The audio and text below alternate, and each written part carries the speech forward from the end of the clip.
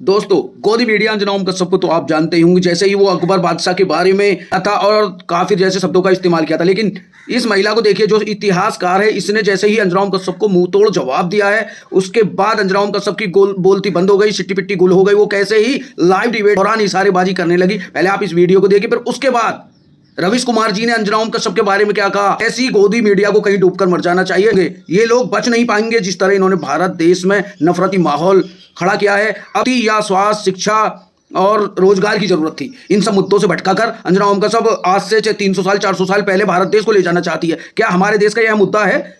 क्या इस मुद्दे से आप सहमत है? क्या यही मुद्दे भारत में चलने चाहिए? ऐसे गोदी एंकरों के खिलाफ कड़ी से कड़ी कार्रवाई की जानी चाहिए।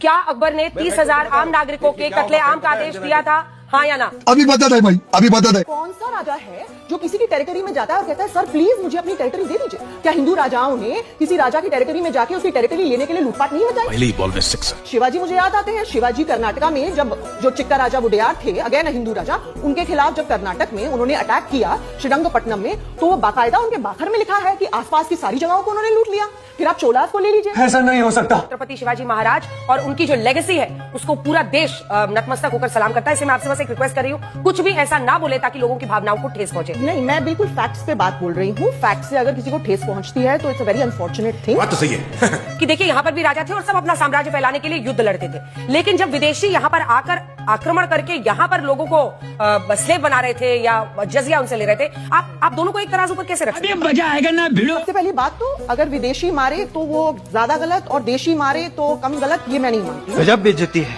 विदेशी का क्या कॉन्सेप्ट है? आप और मैं बिल्कुल विदेशी है। क्या बात कर रहे हैं बाबा? आर्यंस जो है वो 1500 BCE में ईरान से यहाँ आए। अरे बाप रे।